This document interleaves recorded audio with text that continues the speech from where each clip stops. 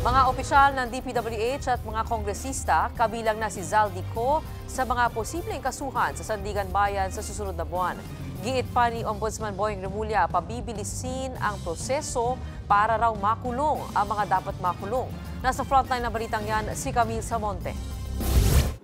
Target ng Ombudsman, 8 kaso agad ang isasampa sa Sandigan Bayan sa Nobyembre. Siyempre, ina-evaluate lahat yan. So, the soonest possible time. Basta hindi na kagaya ng dati na snail pace. Talaga ito, talagang kailangan bilisan namin to, paspasan to. Kasi gano'n naman dapat eh. Ang corruption, matagal na nangyayari yan. Maraming nakalagay po ron na kakasuhan namin. Mga engineers. Meron may mga congressman na kasama rin. Kabilang umano sa mga tinitignan ang dating kongresistang si Zaldico na iniuugnay sa Sunwest Construction, ang kontraktor ng 289 million peso flood control project sa Oriental Mindoro na sinasabing substandard at may kickback. Isiniwalat pa ng ilang dating engineer ng DPWH na bilyong piso raw ang naibulsa mula sa iba pang flood control project, bagay na itinanggi na noon ni Ko. Pero ayon kay Remulla, kapag mapatunayang kasama sa mga kakasuhan, hihilingin ng ombudsman na kanselahin ang passport ni Ko.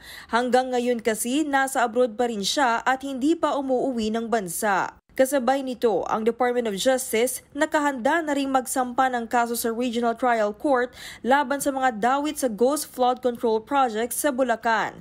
Kasama sa mga kasong ihahain, malversation of public funds, falsification, perjury at graft. Giit ni Remulla, hindi na dapat maulit ang mabagal na hustisya. Mula sa dati 6 na buwan hanggang 1 taon, target ngayon ng ombudsman na matapos ang preliminary investigation sa loob ng 2 buwan lang. Pabilisin natin para yung dapat managot. Hindi tayo magpapakulong kasi gusto lang natin magpakulong. Mali ho yun. Dapat po dyan, magpapakulong tayo nang dapat makulong.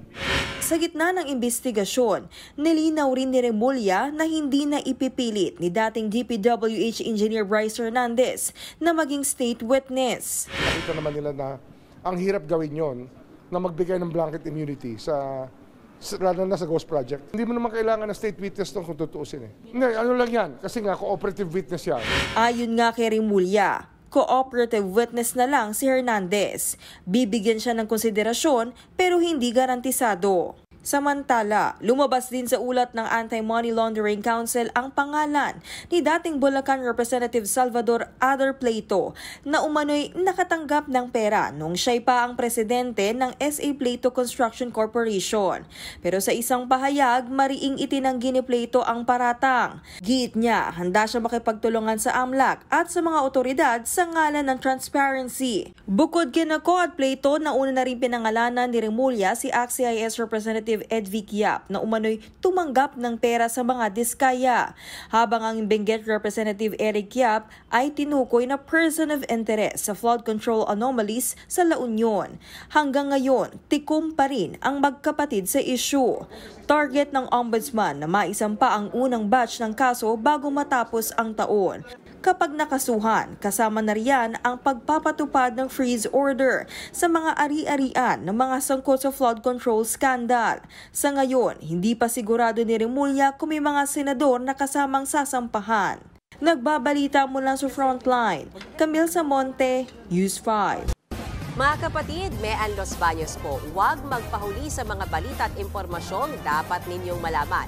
Para sa mas malawak na balitaan at diskusyon, mag-follow at mag-subscribe na sa social media pages ng News 5.